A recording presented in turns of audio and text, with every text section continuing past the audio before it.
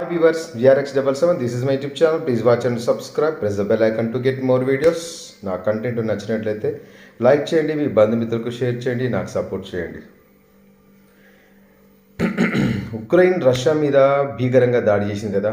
Operation spider web అని చెప్పేసి 18 నెలల నుంచి ప్లాన్ చేసి దాడి చేశామని చెప్పింది. కానీ దీని వెనక ఖచ్చితంగా గుంటనక్క దేశం బ్రిటన్, అమెరికా ఉన్నాయి, యూరప్ దేశాలు ఉన్నాయి.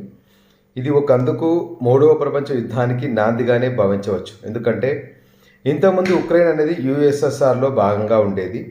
ఇప్పుడు యుఎస్ఎస్ఆర్ లోపల కలవకుండా తాను నాటో దేశాల ఆధిక్యంలోకి వెళ్తే రష్యా అంతర్గత భద్రతకు చేటు జరుగుతుందని చెప్పేసి యుద్ధం స్టార్ట్ అయింది. యాక్చువల్గా ఈ 3 సంవత్సరాల యుద్ధం లోపల రష్యా మరియు ఉక్రెయిన్ ఎందుకు ఓడించలేదంటే దీనికి ముఖ్య కారణము అమెరికాలో ఉన్నటువంటి యొక్క రాజకీయ నాయకుల యొక్క సంతానాలు, పెట్టుబడులు, మైనింగ్ లీజుకు ఉక్రెయిన్లో పెద్ద ఎత్తున ఉన్నాయి కాబట్టి వాటిని కాపాడుకోవడానికి వాళ్ళు ఉక్రెయిన్ వెనక నుంచి నాటో దేశాల సపోర్ట్తో ఎగదోస్తున్నారు. రీసెంట్గా ఆపరేషన్ స్పైడర్ వెబ్ అని చెప్పేసి ఉక్రెయిన్ రష్యా యొక్క టియు బాంబర్ల పైన, ఎయిర్ బేస్ల పైన దాడి చేసి సంకలు ఊదుకుంటుంది, మేము దాడి చేశామని. అయితే దీనికి సపోర్టుగా యూకే, యునైటెడ్ కింగ్డమ్, ఈ గుంటనక్క దేశం, మన ఇండియాలో కూడా బీబీసీ అని బ్రిటిష్ బ్రాడ్కాస్టింగ్ అని విషయాన్ని వెదజల్లుతూ ఉంటుంది కదా.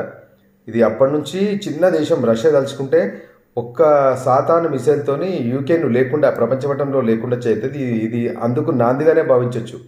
ఖచ్చితంగా లండన్ పైన అణుయుద్ధము జరుగుతుంది. ఇప్పుడు పుతిన్ ఒక కిరాక్ కోడ్ అంటే వాడికి పుతిన్కు ఇప్పుడు Kim Jong Un north Korea అధ్యక్షుడు కూడా తోడైపోయాడు. ఖులేయాం బేషరతుగా రష్యాకు నేను మద్దతు ఇస్తుందని చెప్పేసి అతను ప్రకటించాడు. నిజంగా చెప్పాలంటే బేషరతుగా మన ఇండియన్సే ఫస్ట్ రష్యాకు మద్దతు ఇవ్వాలి. ఎందుకంటే మనం ఈరోజు ఇంత సుభిక్షంగా ఉన్నామంటే దానికి కారణం రష్యానే.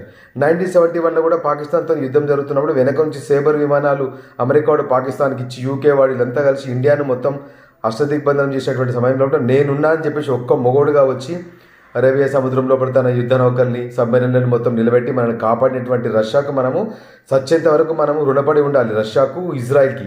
ఎందుకంటే ఈరోజు మనం సుభిక్షంగా మన దేశం ఆర్థికంగా 4వ అతిపెద్ద ఆర్థిక వ్యవస్థ ఏర్పడిన కారణం కూడా రష్యానే. మనకు వెనక నుంచి టెక్నాలజీ పరంగా, యుద్ధ విమానాల పరంగా మన దేశానికి బాగా సపోర్ట్ చేస్తుంది. కాబట్టి ఇప్పుడు మనం కులియాం బేషరతుగా రష్యాకు మద్దతు ప్రకటించాలి.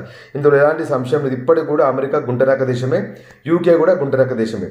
ఖచ్చితంగా యూరప్ దేశాలు అండ చూసుకొని, ఈ నాటో దేశాలు అండ చూసుకొని ఉక్రెయిన్ ఈ యొక్క విధ్వంసానికి ఒడిగట్టింది.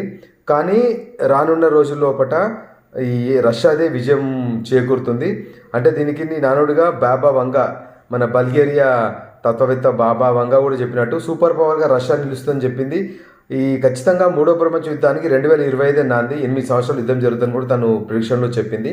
అది నిజమయ్యేటువంటి విధంగానే కనిపిస్తుంది. ఇప్పుడు పడుకున్న సింహాన్ని జూలు బట్టి లేపే విధంగా ఉక్రెయిన్ ఆపరేషన్ వెబ్ అని చెప్పేసి దాడి చేసింది కదా. మరి రష్యా ఊరుకుంటుందా? రష్యా దగ్గర 5,000 కంటే ఎక్కువ అణు వార్హెడ్స్ ఉన్నాయి వాళ్ళ దగ్గర. టెక్నాలజీ పరంగా రష్యా భౌగోళిక పరంగా కూడా చాలా పెద్ద దేశం. నిజంగా చెప్పాలంటే ఉక్రెయిన్ రష్యా చెంత ఉంటేనే సేఫ్గా ఉంటుంది. ఈ గుంటనక్క నాటో దేశాల చెంత ఉంటే వాళ్ళు వాడుకొని ఉక్రెయిన్కి మోసం చేసేటువంటి ఆస్కారం ఉంది. ఎట్లయితే మొదటి ప్రపంచ యుద్ధం, 2వ ప్రపంచ యుద్ధానికి మన అడాల్ఫ్ హిట్లర్ కారణమో, ఈ 3వ ప్రపంచ యుద్ధాన్ని కూడా జెలెన్స్కీ కారణం. వాడి స్వార్థం కోసం ఉక్రెయిన్ ప్రజల యొక్క ప్రాణాలను బలిపీఠం పైన నిలబెట్టి వాడు యుద్ధం చేస్తుండు. ఉక్రెయిన్ నామరూపాలు లేకుండా మరో గాజగా ఏర్పడుతుంది. రష్యా పెద్ద దేశము, అత్యధిక శక్తివంతమైనటువంటి ఆయుధాలని రష్యన్స్ వాళ్ళు ఉక్రెయిన్కి ఏం అన్యాయం చేయలేదు. లెక్క ప్రకారం అయితే రష్యాలో కూడా అంతర్భాగమే. ఈ నాటో దేశాల కూటమి వచ్చి ఉక్రెయిన్లో ఉంటే అంతర్గతంగా భద్రత ప్రాబ్లం అవుతుందని చెప్పేసి రష్యా యుద్ధంలోకి దిగింది తప్పితే కానీ ఏమన్నా రష్యా కావాలని చెప్పేసి ఉక్రెయిన్ ఆక్రమించడానికి వచ్చిందా? జెలెన్స్కీ తన స్వార్థ రాజకీయాల కోసము ప్రజల్ని, ప్రాణాలను బలిపెట్టి యుద్ధాన్ని స్టార్ట్ చేసిండు, ఏదో పేరు నిలబెట్టుకోవాలని చెప్పేసి. యాక్చువల్గా వియమైన సముచితోనే చేయాల్సింది. రష్యాతో యుద్ధం చేసి ఎట్లా గెలుస్తా అనుకోండు. నాటో దేశాల సభ్యత్వం కోసము పోరాడి, ఇప్పుడు నాటో దేశాల సభ్యత్వం చేస్తే వాళ్ళు ఏం ఇతనికి హెల్ప్ చేస్తారని చెప్పేసి ఆశ, వెనక నుంచి ప్రోత్సాహం. ఇప్పుడు బ్రిటన్ కూడా 1,00,000 డ్రోన్స్ ఇస్తానని చెప్పింది. అంటే అతను ఇచ్చినటువంటి ఆయుధాలతో యుద్ధం చేస్తావు, కానీ ప్రజల యొక్క సంక్షేమాన్ని దృష్టిలో పెట్టుకోవాలి కదా. ఎట్ ద సేమ్ టైం అందమైనటువంటి కీవ్ రాజధాని మొత్తం ఇప్పుడు భూస్థాపితం అయిపోయి మరో గాజాగా ఏర్పడింది. ఇప్పుడు ఈ పాలస్తీనా, ఇజ్రాయెల్ విషయంలో కూడా మన సోకాల్డ్ సెక్యులర్వాదులు కూడా ఇజ్రాయెల్ని దాడి చేస్తుంది, అక్కడ మానవత్వం మంట కలిసింది అని అంటారు కదా. ఒక్క విషయం చెప్తా, హమాస్ వాళ్ళు బందీలుగా 1,200 మందిని చంపి 250 మంది బందీలుగా పట్టుకున్నారు కదా. హమాస్ వాళ్ళకి పలస్తీనీల పట్ల ప్రేమ ఉంటే బందీలను వదిలిపెట్టి యుద్ధాన్ని ఆపి సంధి చేసుకోవచ్చు కదా. ఆ వెర్షన్లో మాట్లాడరు. ఎటు ఇజ్రాయెల్ దాడి చేసింది, ఇజ్రాయెల్ మీద నిందలు వేస్తారు. ఫస్ట్ యుద్ధం స్టార్ట్ చేసింది ఎవరు? హమాస్ వాళ్ళే కదా. ఈ హమాస్ వాళ్ళు యుద్ధం స్టార్ట్ చేసినందుకే కదా అకారణంగా వీళ్ళు ఒక పార్టీ చేసుకుంటూ ఒక ఈవెంట్ మీద దాడి చేసి బ్రూటల్గా చంపేసారు కదా. కొన్ని దారుణాలు, చిన్న పిల్లల్ని భర్త ముందలే భార్యను మానభంగం చేయడము, వాళ్ళ ముందలే పిల్లల్ని ఓవర్లో పెట్టి కాల్చడం, ఇట్లాంటి అకృత్యాలు చేసిరు ఈ హమాస్ వాళ్ళు ఈ మన ఇజ్రాయెల్ పైన. ఇప్పుడు ఇజ్రాయెల్ బాంబులు వేస్తుంటే సోకాల్ సెక్యూర్ వరకు మండుతుంది, అక్కడ ఏదో మానవత్వం మంట కలిసిందని చెప్పేసి మాట్లాడుతారు.